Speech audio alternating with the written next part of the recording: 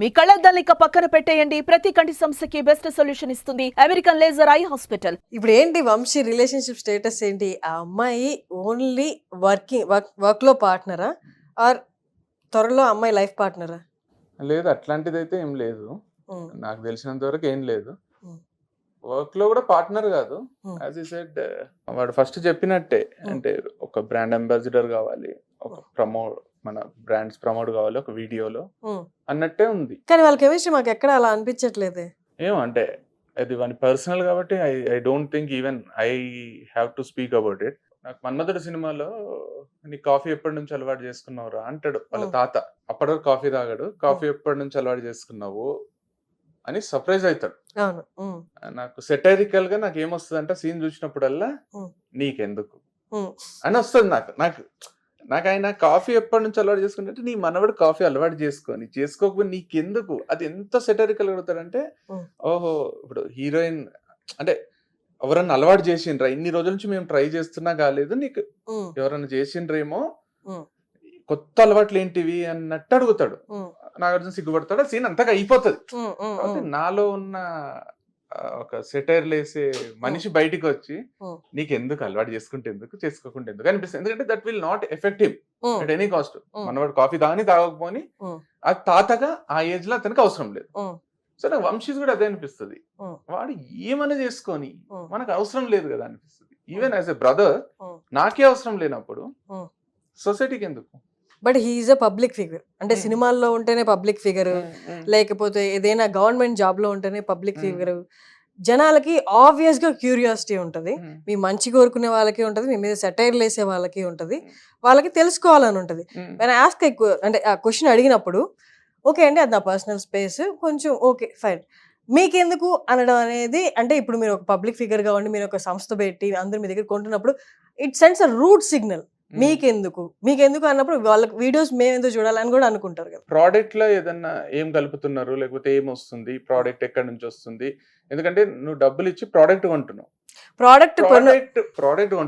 లేదా కంప్లీట్లీ ఒక unethical thing, ఒక అన్యాక్సెప్టబుల్ థింగ్ వంశీ చేస్తున్నాడు అనుకోండి, public has every right to question him. Product కొన్న ప్రతి ఒక్కరు మీరు రోడ్ లో కనిపిస్తే పక్కకి జరగని మీ ప్రోడక్ట్ పెట్టుకుని ఫోటో దిగుతారు కదా.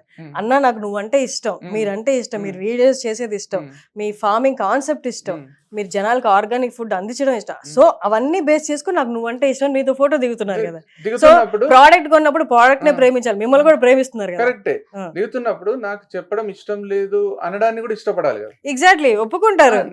నీకెందుకు అన్న క్వశ్చన్ ఎందుకు అంటే ఇప్పుడు నాకు చెప్పడం ఇష్టం లేదు కి బ్లంట్ వర్షన్ నీకెందుకు.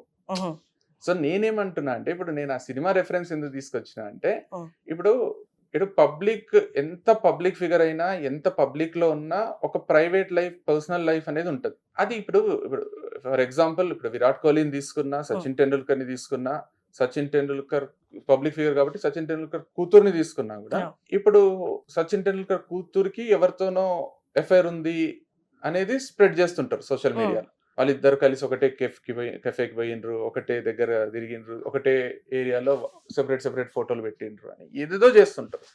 అతను క్రికెట్ ఆడుతుంటే ఆమె పేరు పెట్టి పిలుస్తారు ఆ పర్టికులర్ క్రికెటర్ కి. సో నేనేమంటా అంటే వాళ్ళకి చెప్పాలనుంటే వాళ్ళే చెప్తారు కదా. బట్ దే డూ, అంటే వాళ్ళు ఎక్కడ నెగటివ్ గా ఇది కొంచెం personal, when time comes will reveal it అని అంటారే గానీ క్వశ్చన్ అడిగిన వాళ్ళని నీకెందుకు మేము చెప్పము. అదే చెప్తున్నారు.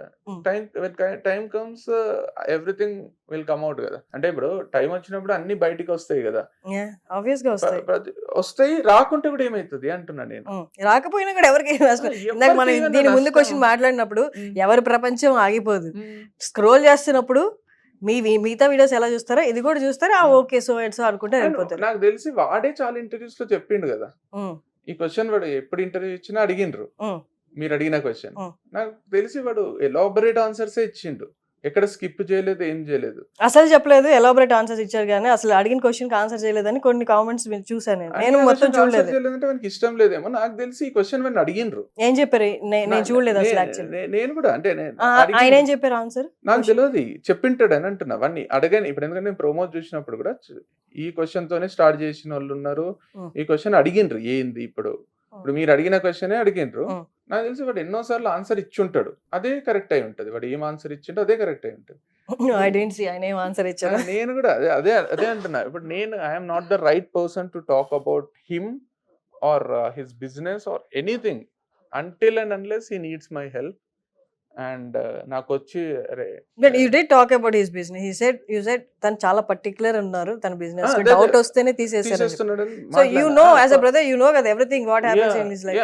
అండ్ తన ఇంటర్వ్యూలో నాతో చెప్పింది కూడా ఏంటంటే నా గురించి మా అన్నకు తెలిసినంతగా ఎవరికి తెలియదు నా గురించి అని చెప్పి. కానీ అంటే ఈ విషయంలో నాకెందుకో అసలు వాడిని అడగబుద్ధి కాదు.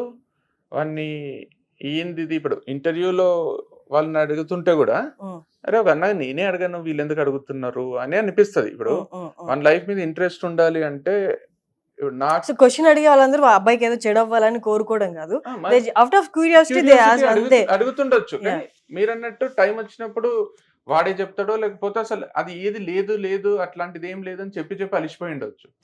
అంటే వెన్ మీరు అన్నట్టు బయటికి కనిపించేది లోపల ఉండేది కూడా డిఫరెంట్ ఉండొచ్చు.